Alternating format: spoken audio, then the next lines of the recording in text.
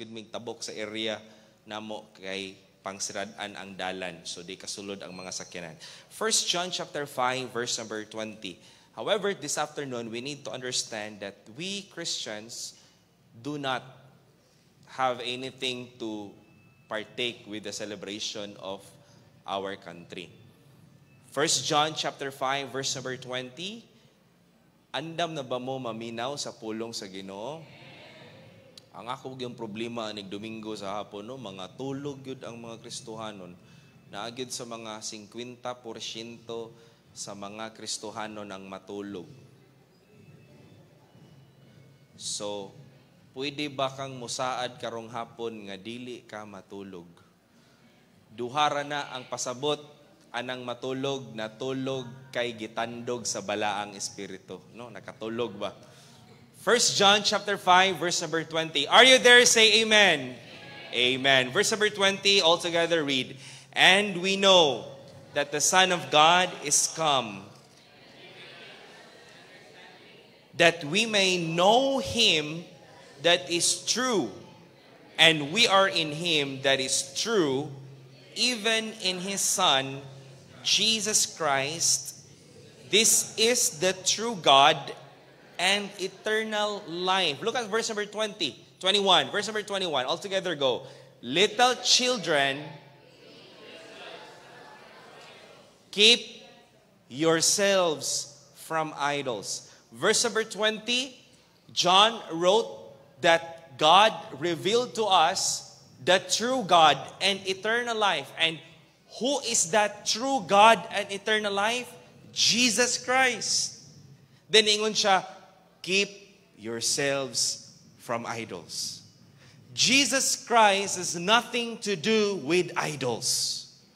Wala gyoy labot si Kristo. Masking pag-unsaon, pag-justify sa mga tao nga mauna ang Ginoo, dili na mao ang Ginoo. 1 Kings 11 verses 1 to 10. 1 Kings 11, 1 to 10. 1 Kings chapter 11, verses 1 to 10. 1 Kings chapter 11, verses 1 to 10. Let's read together.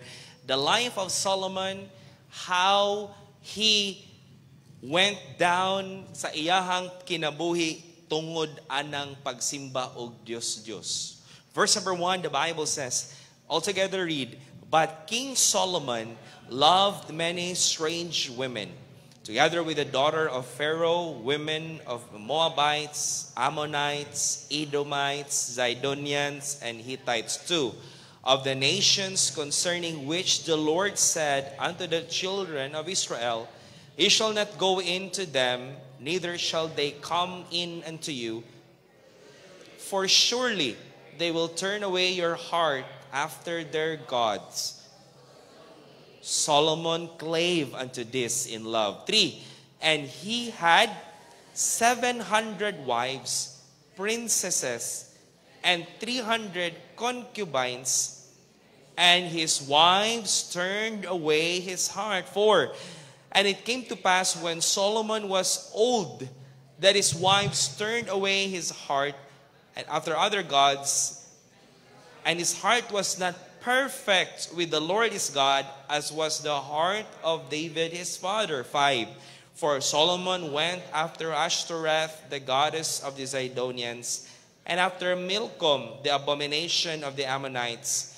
And Solomon did evil in the sight of the Lord, and went not fully after the Lord, as did David his father. 7, then did Solomon build an high place for Chemosh, the abomination of Moab, in the hill that is before Jerusalem, and for Molech, the abomination of the children of Ammon. 8, and likewise did he for all his strange wives, which burned incense and sacrifice unto their gods. 9, and the Lord was angry with Solomon, because his heart was turned from the Lord God of Israel, which had appeared unto him twice. 10, and had commanded him concerning this thing, that he should not go after other gods, but he kept not that which the Lord commanded. The title of our message this afternoon, keeping yourselves from idols. Keeping yourselves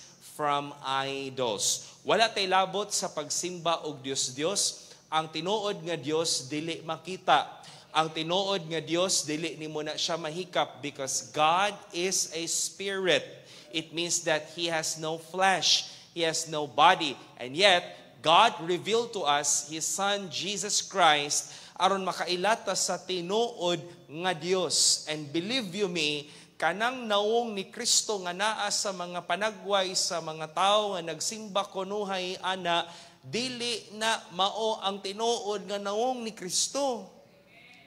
That is simply an Italian man, kanang uso mo na sa unang panahon, kanang mga tag-as og buhok. In reality, in the Bible, Jesus Christ, wala, dili siya taas og buhok.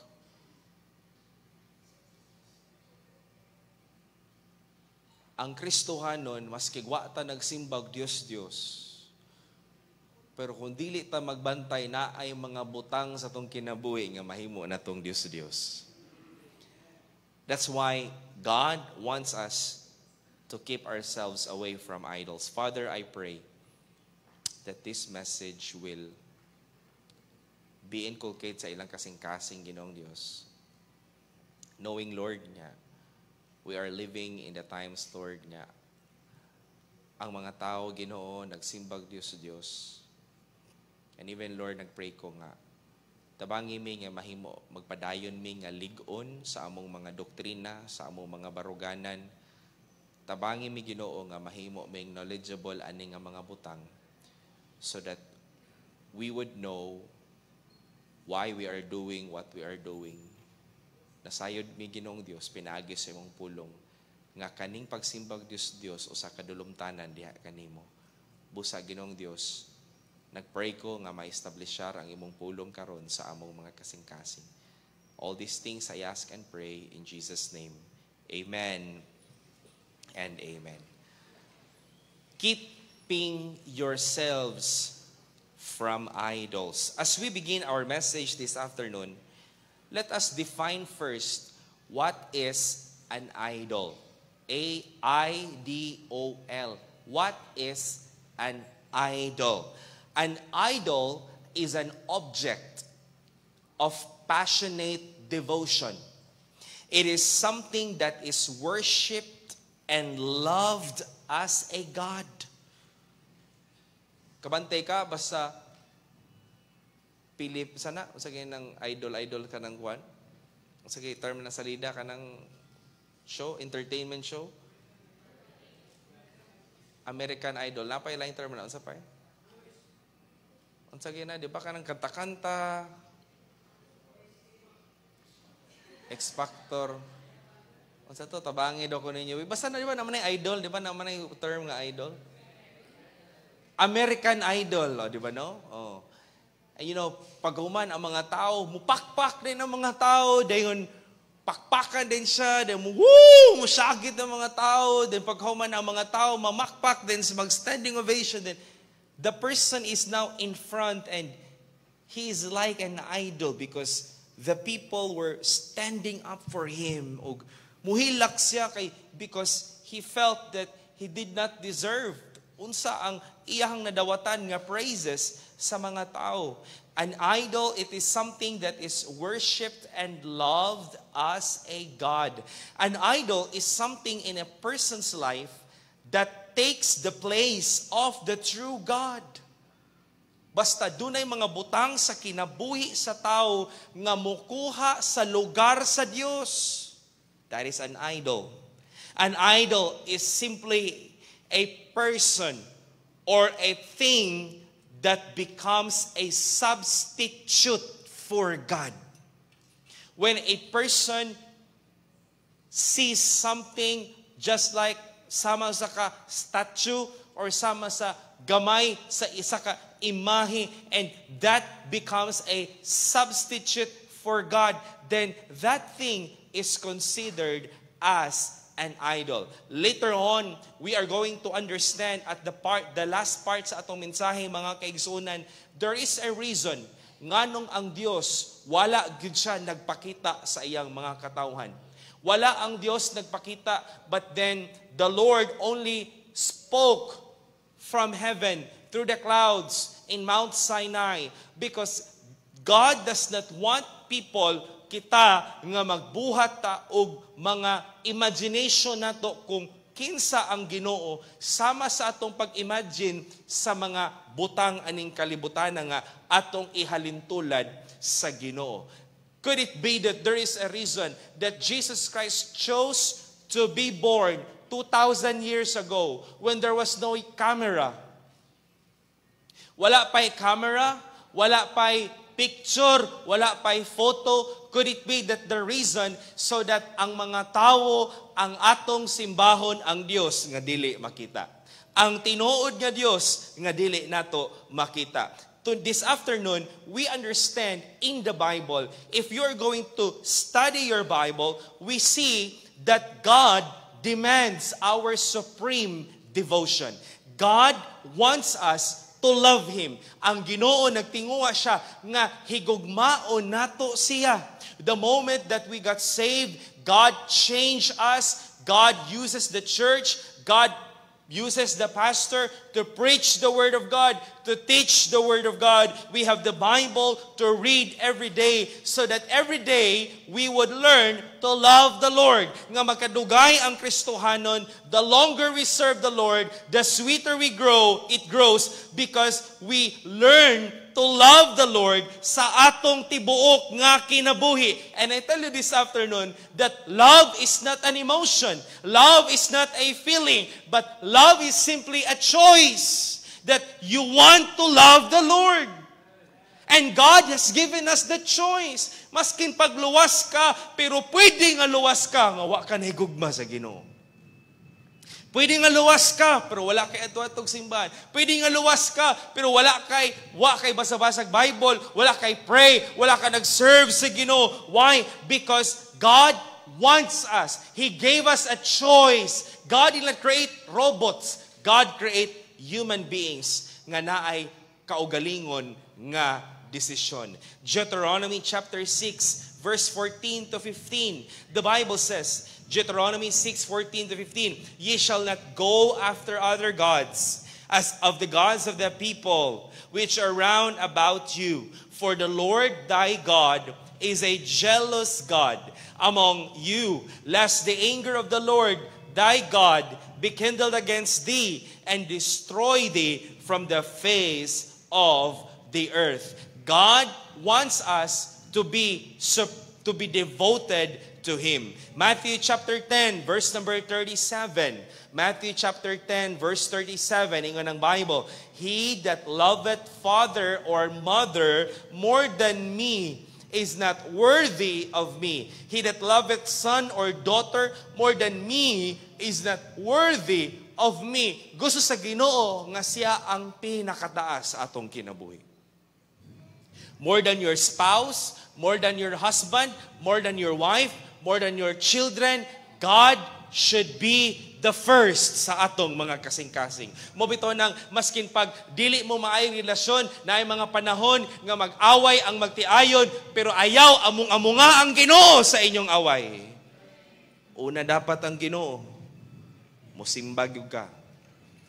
Muanhe gyud kag church, mubasa kag Bible, mo pray ka, because God wants to be the first. Exodus chapter 20, verse number 3. Exodus 20, verse number 3. The Bible says, thou shalt have no other gods before me. Walay dapat nga lain nga Dios gawas sa atong buhi o tinuod nga Dios. There is no other God because He is only the true God. He is the only true God. But sometimes ang Kristohanon, it is possible that we can have other gods. We can have other gods by giving devotion to objects, by giving devotion to anything that is due or fit to God. Usahay ang cellphone, mahimo natong Diyos-Diyos. Usahay ang trabaho, mahimo natong Diyos-Diyos. Usahay ang pagpanginabuhi, mo'y mahimo natong Diyos-Diyos. You know why? Tungod kay usahay, mas una pa ng mga butanga kaysa sa Ginoo sa atong kinabuhi.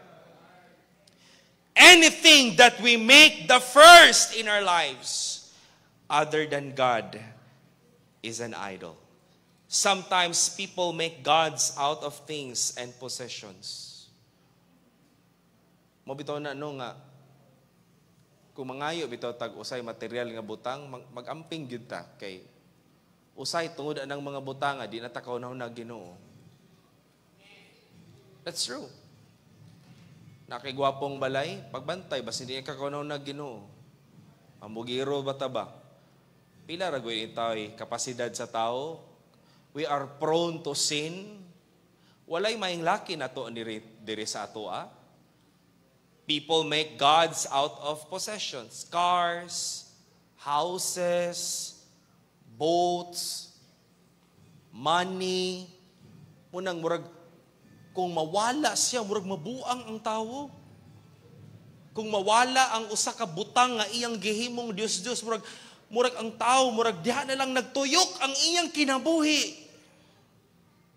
Dili na mo'y Ginoo na to, ang Dios na to di makita, mo'y tinuod nga Dios. And so, what happened is that when we make these things, material things as our gods, we become covetous. C-O-V-E-T-O-U-S.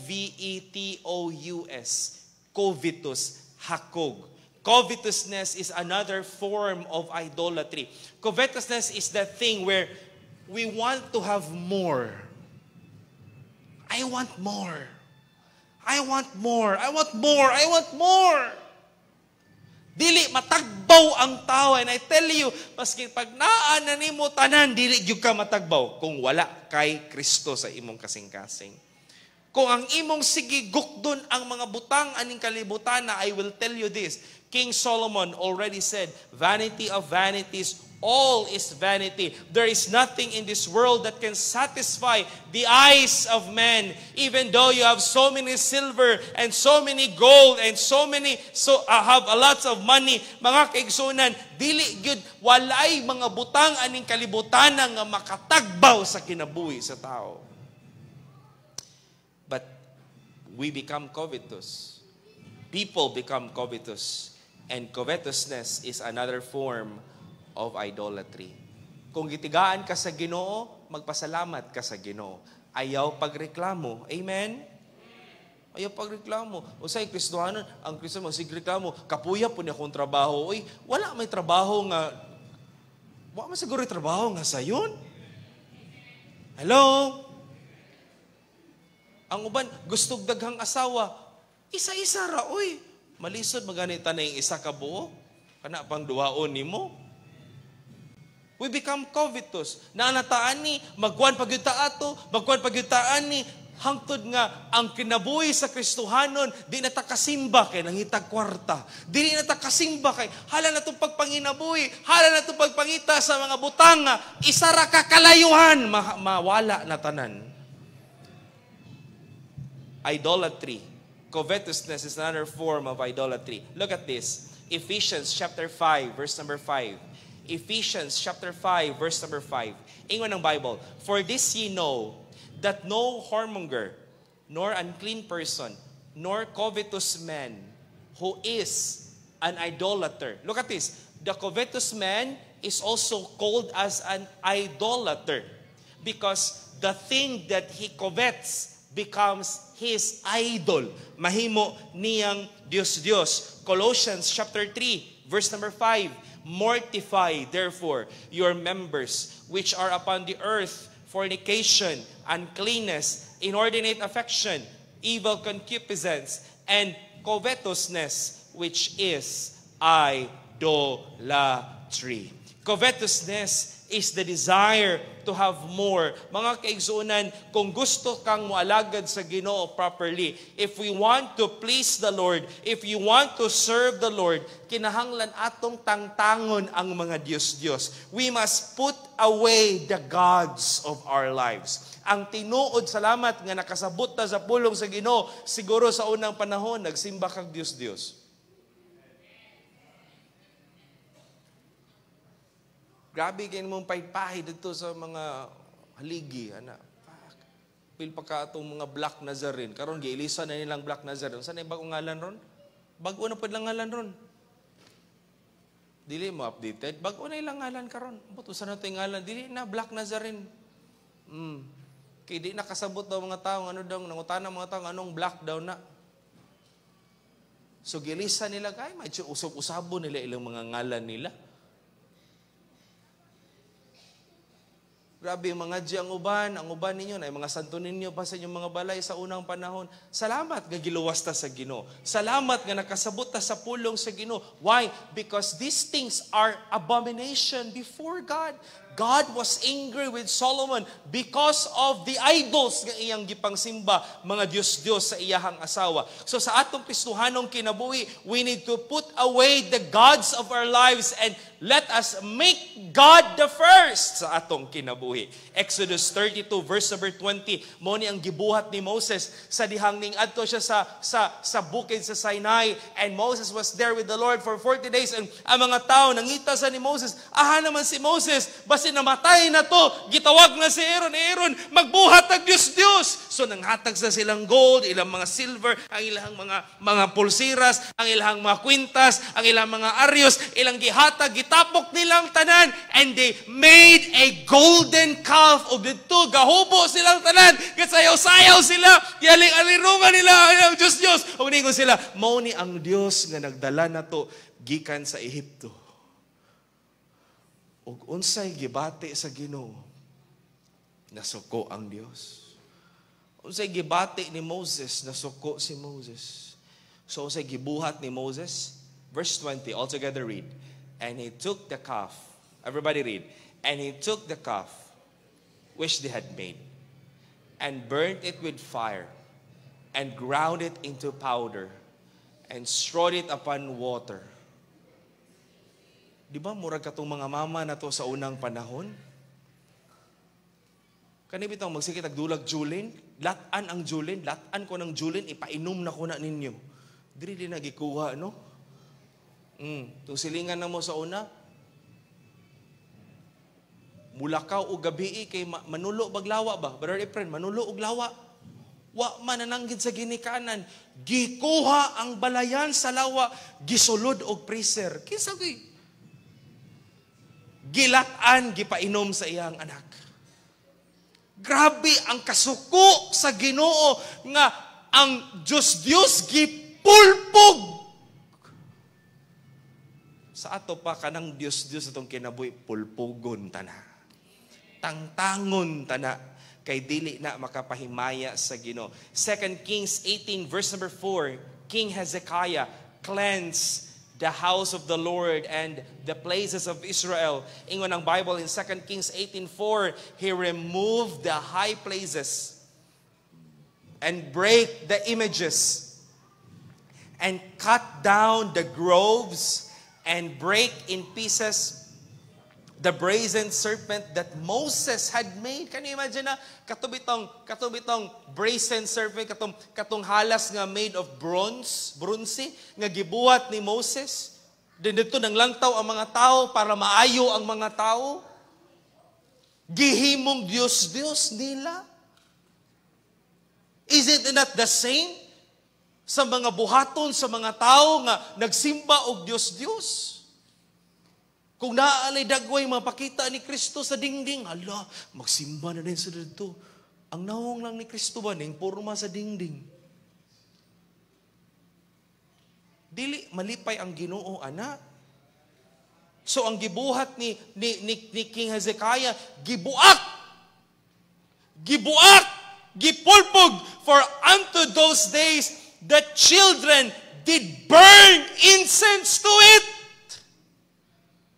Nang dagot sila.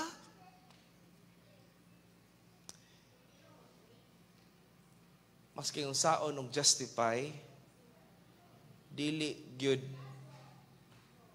kabubuton sa Ginoo nga naatay makita aning magsimba ta. Ngunang diri sa church, di gyud ka kitag imahe nga naa diri. Kay ang Dios dili makita. Number 1, we see in the life of King Solomon, we see the rising of King Solomon. Sa dihang giuna niya ang Ginoo. Abi ni mo no, kung unahon na gyud nato ang Ginoo, panalanginan ba gyud ta sa Ginoo? Kung unahon lang gyud nato sa ba, unya dili ta mo biya sa Ginoo, di nato undangon, mag-faithful tag padayon sa pag-una sa Dios sa atong kinabuhi. Because when King Solomon started to sit on the throne, maayo ang pagsugod ni King Solomon. Atong gibasa gina sa tong text, 1 Kings chapter 11, nakita na nato ang end sa iyahang kinabuhi, which that would be the last part of our message. Pero sa sinugdanan, dili pa ingunan na ang iyang kinabuhi.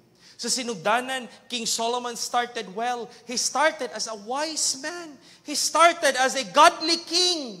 1 Kings chapter 3, verse number 3. 1 Kings chapter 3, verse number 3, ingon ng Bible. And Solomon loved the Lord. Who was the first sa iyang kinabuhi?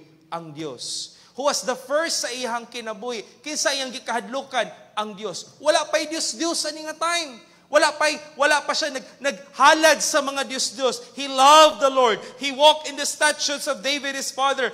Only he sacrificed and burned incense in high places. Dito siya sa taas nga lugar, nagsimba kay wala pa may templo sa unang panahon. And there he prayed to the Lord and he burned sacrifices to the Lord.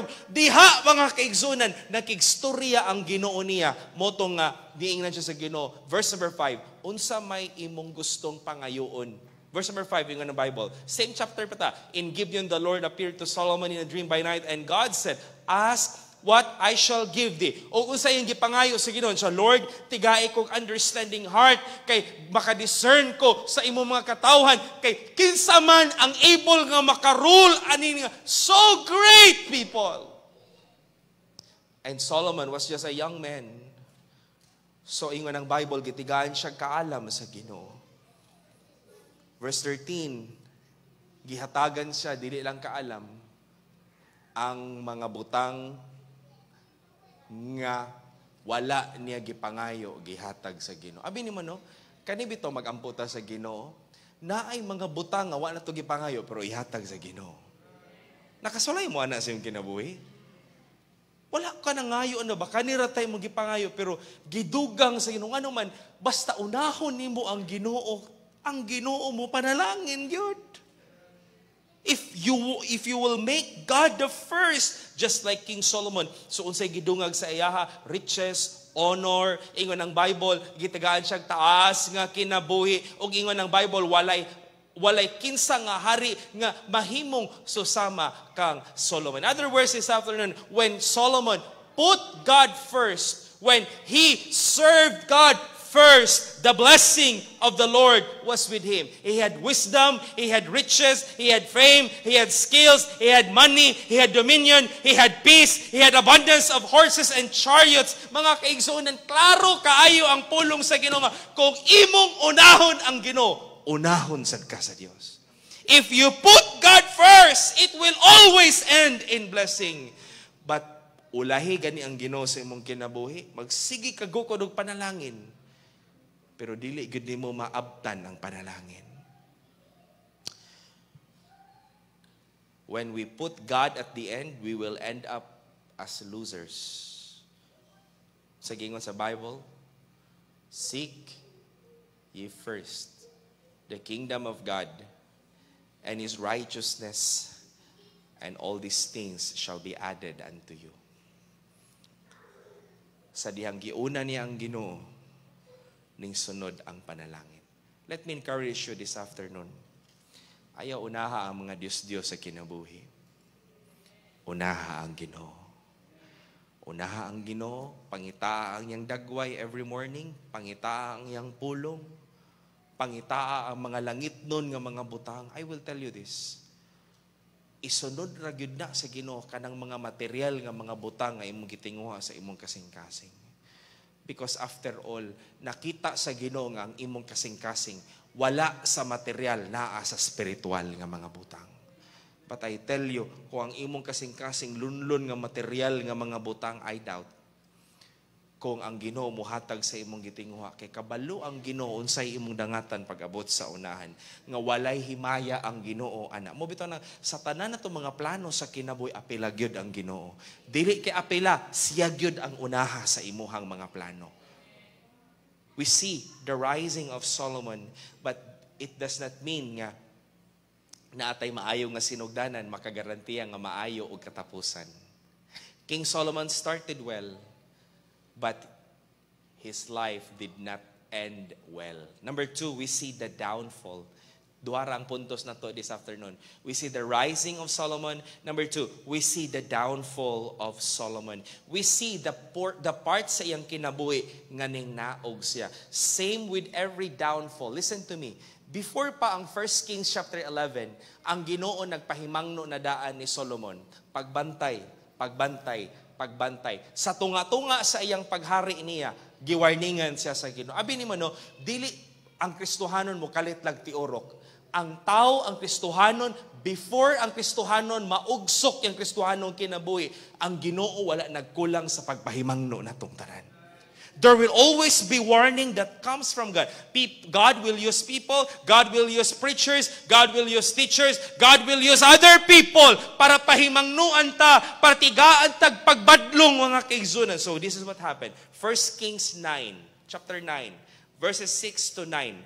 Wala pa ni natukod ang templo. Sa tunga-tunga sa iyang paghari, niing giwarningan siya sa Ginoo. Gipahinumduman siya sa Ginoo. Ingon ang Bible, but if ye shall at all turn from following me, ye and your children, and will not keep my commandments and my statutes which I have set before you, but go and serve other gods and worship them, then will I cut off Israel out of the land which I have given them, and this house which I have hallowed for my name will I cast out of my sight.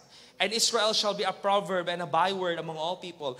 And at this house which is high, everyone that passeth by it shall be astonished and shall hiss. And they shall say, why hath the Lord done thus unto this land and to this house? And they shall answer, verse number 9, because they forsook the Lord their God, who brought forth their fathers out of the land of Egypt, and have taken hold upon other gods, and have worshipped them, and served them. Therefore hath the Lord brought upon them all this evil. You know why? Nganong gipahimangnuan siya sa Ginoo? Kay nakakita ang Ginoo sa iyang kasing-kasing. Sa sinugdanan, maayo pa ang iyang plano. Unsa iyang gibuhat? Ang mga silingan nga mga nasod, iyang gimenyuan ang iyang mga anak nga babae. You know what? You know what I'm saying? Unsay utok ni Solomon? Akong minyuan kay para dili ko awayon.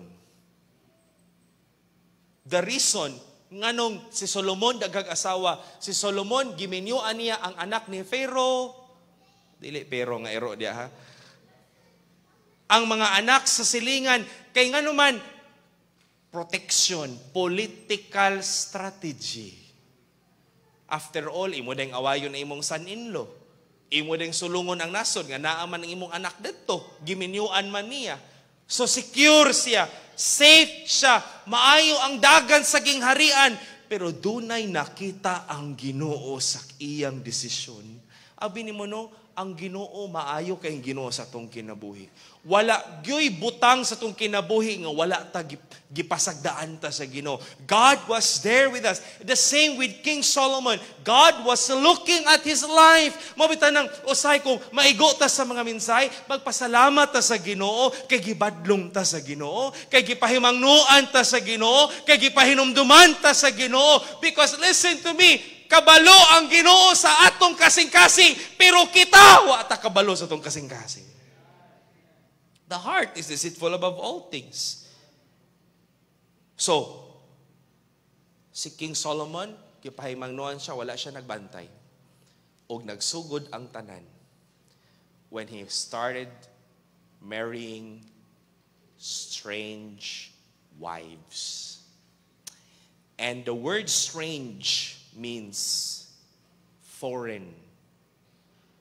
Rulers, for political reasons, as I've said, for security purposes and for treaty.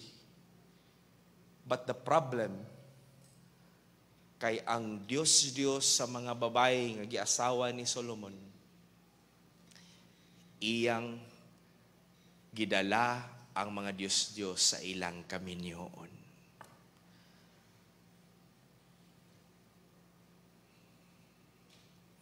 They brought their religion. They brought their false gods. And Solomon, sa sinugdanan, nakabarog pa siya. Pero pag-abot sa unahan, nahoyang ang iyang kasing-kasing. Dili gyud ta makagarantiya nga nag-alagad ta sa Ginoo karon, mag-alagad pa ta ugma. Munang angayan gyud tang magbantay sa tong kinabuhi. Abi niya, aligon ko, kaya na ko ni. Sige. Dalaan na inyong pagsimbag Diyos. Murabag ginahinay nga compromise ba? And here's what God said. He began building shrines. Iyang gipabuhatan og lugar nga magseremony ang mga Diyos sa iyang mga asawa. Places of worship for all his wives to honor their pagan gods. And interestingly, usag yun sa, kung makabalo lang, many Christians do not know about this, pero kung makabalo lang ka sa mga ritual aning mga Diyos nga ilang gipangbuhat, it involves burning their children to their gods. Kanang sunugon ang imong anak kay ihalad sa Ginoo. Look at your Bible. 1 Kings chapter 11. 1 Kings 11 verse number 7. Take note of the two gods there. Kanang gods ni Chemosh. 1 Kings 11 verse number 7. Then did Solomon build an high place for Chemosh, the abomination, meaning dulumtanan. That's the meaning of the word abomination, dulumtanan. The abomination of Moab, in a hill that is before Jerusalem, and Molech, Chemosh and Molech. Chemosh, gods of the Moabites. Molech, gods of the Ammonites. These gods, during their ritual, ang ilang mga anak, ilang patyon, ihalad nila sa ilang Diyos. Can you imagine? Para lang malipay ang Ginoo, ipapatay ang anak, sunugon ang ilang mga gagmay nga mga anak, ug niingon gyud ang Ginoo, kangilngig ba sa inyong pagsimba? So, God was so angry. Jeremiah chapter 32 verse 35. Look at the statement of the Lord. In verse 35, diingon ang Bible, and they built the high places of Baal, which are in the valley of the son of Hinnom, to cause their sons and their daughters to pass through the fire unto Molech, which I commanded them not. Neither came it into my mind that they should do this abomination to cause Judah to sin. And I tell you, most of the words nga connected sa pagsimba og Diyos, ang word yun nga gamiton sa Bible, abomination. That's a heavy word because it means dulumtanan at tubangan sa Ginoo. Naa ang pagdumbot sa Diyos sa mga tao nga nagsimbag Diyos. God is angry with idols. You know why? Because God should be the first. God should be the ones nga muluhod ta, og musimba ta, og makikstorya ta, og mudaig ta, dili ang makita nga Diyos. That's why ayaw mag-apil-apil anang pista sa pagadian. di ta mag-apil-apil. Anak. Propsmen, mga estudyante, propsmen. Propsmen, mangko, props. Ano? Pag human o pista, mag-inom, papak. Naabagoy essence sa pagka-Ginoo ana nga mater. Dili ba na parehas anang mga tao sa unang panahon sa time ni Moses nga gabuhat sila golden calf, gahubo sila, gasayaw-sayaw sila, na nag-inom sila, din nagkihilawas sila. Dili ba sa parehas sa gibuhat karon?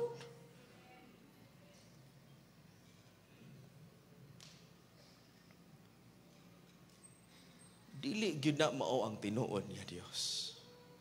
Look at this. Mark this in your Bible. Deuteronomy chapter 4, verse 15 to 28. Deuteronomy chapter 4. Hapit ako mahuman. Deuteronomy chapter 4. Just a couple of verses. I just want you to read this one. Markahin na sa mong Biblia. Para ligon ang atong pundasyon ba? Kay basin unyag kita, faithful pa kita sa Ginoo karon, pero ang atong mga anak pohon, dili na magsimba sa tinuod nga Dios. Kitang mga ginikanan, be strong yun. Ay, sugot ng mong anak, mag-apil-apil anang mga butangan na, dili na makapahimaya sa Ginoo. Istoryahi ang maestra. Inang maestra nga, ma'am, di lang maapil akong anak. Ayaw, kasabi lang pod. No? Oh. Verse number 15. Are you there? Look at this. Mark this in your Bible. Take ye heed, therefore, good heed unto yourselves. For ye saw no manner of similitude. Wa mo'y nakita nga anything. Mo ni ang day nga tong nagkigstorya ang Ginoo sa Mount of Horeb, katong gihatag ang 10 Commandments. Exodus chapter 20. Naaman dito ang mga Hudiyo sa bungtod. Ubos sa bungtod. Ingon ng Bible, Horeb, out of the midst of the fire, lest ye corrupt yourselves, and make you a graven image, the similitude of any figure, the likeness of male or female. Dili gusto ang Ginoo nga imo siyang ikumpara sa yutan-on nga mga butang. Babayi or lalaki. Di ba na yung mga Diyos-Diyos? Diyos-Diyos nagagdog tutoy. Mga archaeological artifacts nga nakuha sa mga archaeologists nga mga statua nga purmag tao. Verse number 17, the likeness of any beast that is on the earth, the likeness of any winged fowl that flieth in the air, the likeness of anything that creepeth on the ground, the likeness of any fish, lest thou lift up thine eyes unto heaven, and when thou seest the sun, the moon, the stars, even all the hosts of heaven shouldest be driven to worship them and serve them, which the Lord thy God hath divided unto all the nations under the whole heaven. Dili na ipasimba sa Ginoo.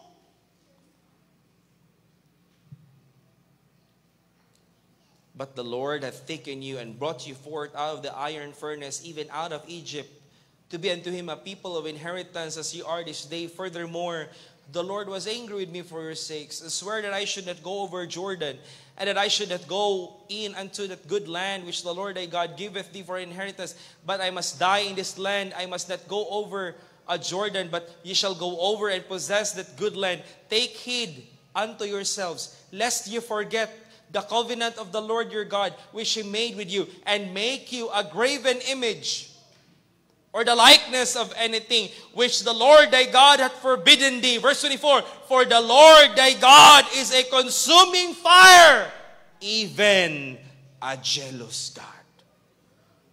God has the right to be jealous because He is God. Wa gitay angay ang magsilos-silos nga naman, dili ta Dios. But God has the right because God owns us. Kay gibuhat ta sa Ginoo. Pero ang mga tao wala nagsimba sa Dios. Ang ako lang ba, basin og naay mga butang sa tong kinabuhi nga atong giuna kaysa sa Dios ug mo na hinungdan nga magsilos ang Ginoo. Unaha ang Ginoo sa imong kinabuhi. So unsay saad sa Ginoo? And when thou shalt beget children and children's children, ye shall have remained long in the land, and shall corrupt yourselves, and make your graven image, or the likeness of anything, and shall do evil in the sight of the Lord, to provoke him to anger. I call heaven and earth to witness against you this day, that ye shall soon utterly perish from off the land, whereunto ye go over Jordan to possess it. Ye shall not prolong your days sa panit. Wala gyoy panalangin diha sa pagsimbag Dios. Gyud ko kakitag matarong nga tao nga nagsimbag Dios. Kana magsimbag Dios no, palahubog. Iba no? Lahubog, sugarol. Awa ng mga politiko diha, simba man ang Dios, anawang kinabuhi god. Tarong ba na?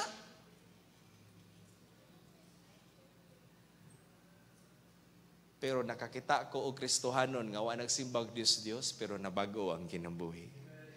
Nganuman ang tinuod nga Dios nga makabag-o og kinabuhi. Hello! Psalm 115. Psalm 115, 3-12. Inyo na bang namarkahan? Deuteronomy 4, inyo na bang namarkahan? Ala, naglantaw ba sila diri sa screen? Lantaw mo sa inyong Bible. Deuteronomy chapter 4, mark that one. This time. Psalm 115. Para makabalo mo, asa sa mga portion sa Bible, giingon ang Bible nga dili ta magsimbag Dios. Okay? Psalm 115, verses 3-5, ingon ang Bible. Are you there? Say amen. Alright, verse number 3. But our God is in the heavens. He hath done whatsoever He hath pleased. Their idols are silver and gold, the work of men's hands. Kisa maday gabuhat, ana, di ba tao ra? Kisa day gaukit, ana, di ba tao ra? Di ba naay gagmay, naay tag 20, naay tag 100, naay tag 500. I cannot imagine, could you compare God like that? Ingon ana lang bagyod ka cheap ang Ginoo? Hello? They are works of men's hands. They have mouths, but they speak not. Eyes have they, but they see not. They have hands, but they handle not. Feet have they, but they walk not. Neither speak they through their throat. Di ka istorya, di ka ginawa, di ka kita, di ka, ingon na bulo sa ino. Verse number 8, look at your Bible. Ingon na Bible, verse number 8. They that make them are like unto them. Ang gabuhat nila, maura na sila. Ang tao nga walay pulos, gabuhat og walay pulos. Ang tao nagsimba og walay pulos, dili tinuod nga Ginoo. Di gyud makatabang. Sa panahon sa sunog, mo pa'y bitbiton og una. Dili man kita mo'y mo bitbit sa Ginoo. Ang Ginoo may mo bitbit nato. Ang Ginoo may mo hawid nato. Ang Ginoo may mo sanina nato. Dili man kita mo sanina sa Ginoo.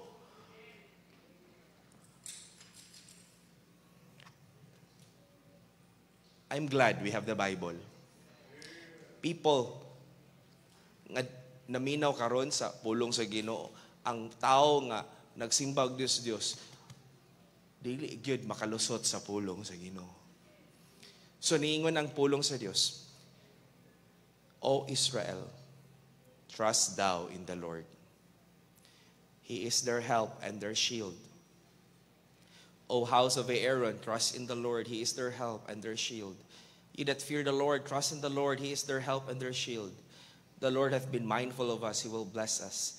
He will bless the house of Israel. He will bless the house of Aaron. What happened during the time sa mga Israelites? Nganong mosimba sa Diyos tungod kay makita nila interesado sila kung unsay ilahang pagsimba. And you know, moingon ra ba po na sila, hala, tungod ani naayo ko.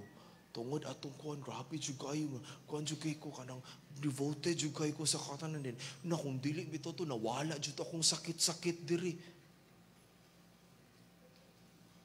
Unya ang Kristohanon nga way basa-basag Biblia, motuo sad ta dayon. wala man ay gahom. Kay binuhat raman ng tao, they that make them are like them, and so is everyone that trusted in them. Jeremiah 10, and I will close my message. Jeremiah 10 verses 1 to 6. Have you marked your Bibles already? Okay, Jeremiah 10, 1 to 6, ingon ng Bible. Sige, atong dunganon sa pagbasa. Verse number 1, here go. Hear ye the word, which the Lord speaketh unto you, O house of Israel. Verse 2, thus saith the Lord, learn not the way of the heathen. Heathen mean unbeliever, walay Ginoo, mga pagano. And be not dismayed at the signs of heaven. Kay apil ng paglantaw-lantaw sa langit, sa mga stars, apil na sa pagsimbag Diyos-Diyos. Connected na sa idolatry. Mo bitaw nang ay mo siglantaw-lantaw ng horoscope niya, ibase niyo yung kinabuhian ng horoscope. Tiglantawan, uso pa ba ng horoscope ron? Unsa taron, year of the wooden snake. Takto ba ko? Year of the wooden snake. Takto ko? No? Kita ko sa interview, ana dito siya, paano ba para swertehin tayo ngayong taon na to? Siya, ganito, dapat yung mantil ng ano mo, ng mesa mo, dapat ganito ang kulay, ana, para yung pera papasok, ana. Unsa ko ilabot sa mantil sa panala? Unsa ko ilabot, ana, good? Uy, dili man ang mantil mo manginabuhi dito. Dapat ilagay mo sa mesa mo, dapat may 7 prutas, ganito ang kulay, may bilog.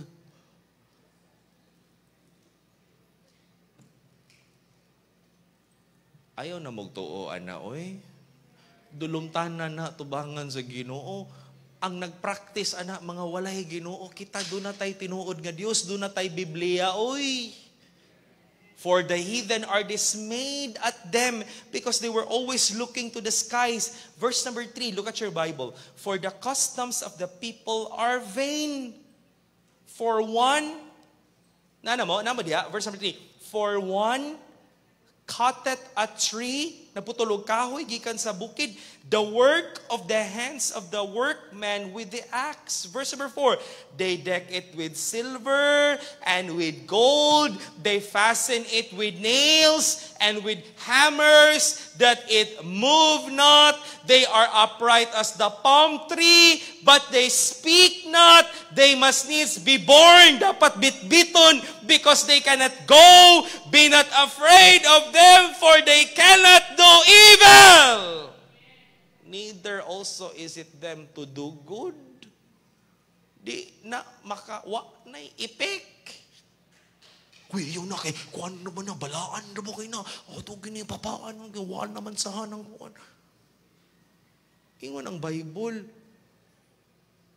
wala na'y gahom. Ngilngig sa lantaon, I tell you.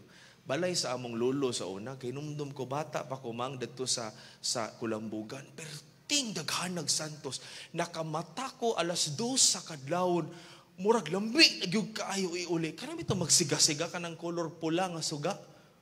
Pero ngilngig kay lantaon ni kagabi, uy. Ang kuya ba ganana ba din? Mua na kalito?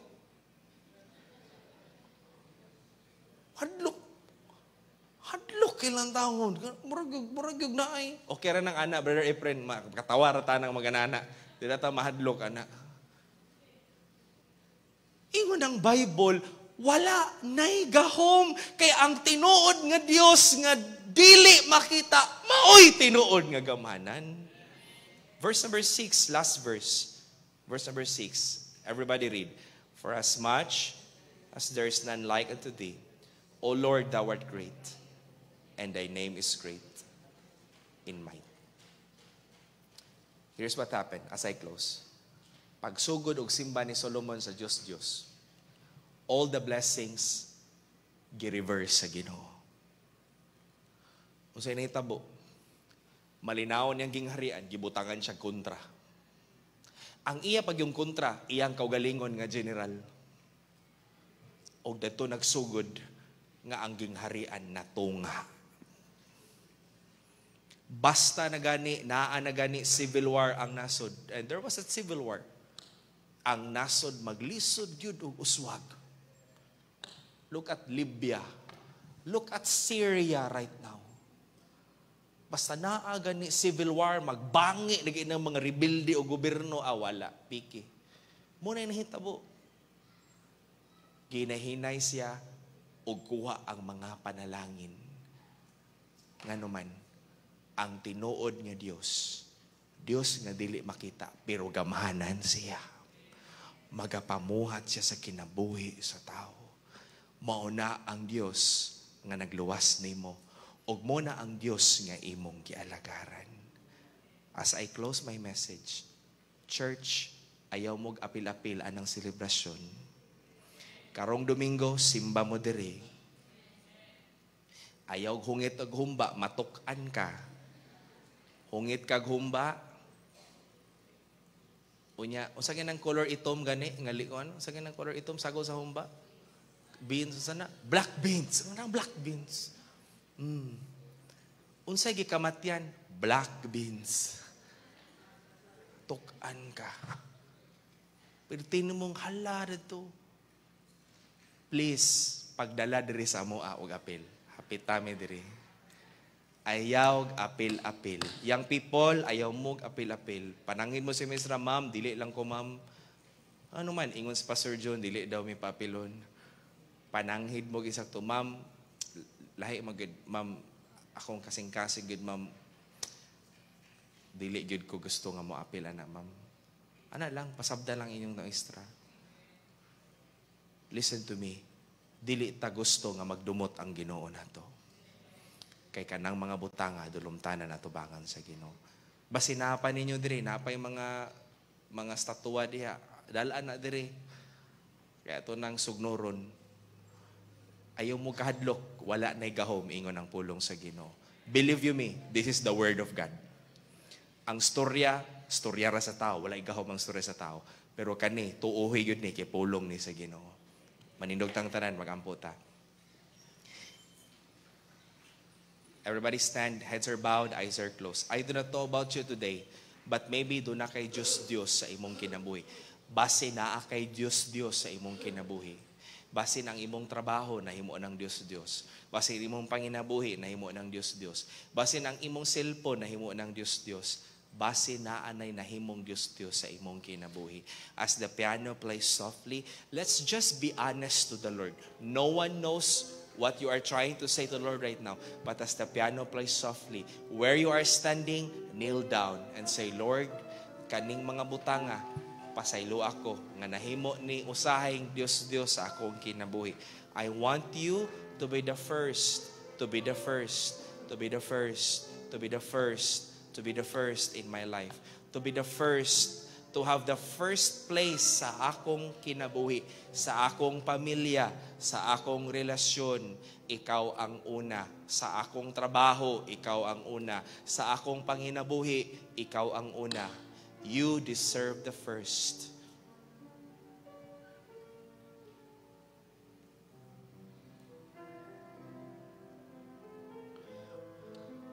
Father, thank you sa imong pulong. Salamat, Amahan,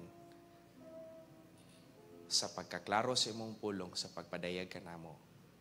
Nga walay laing tinuod nga Dios kundili ikaw nga Dios nga dili makita. I pray today that our faith would be strengthened, our conviction would be strengthened. That Lord, yes, nagsimba sila Diyos. Yes, dulumtanan.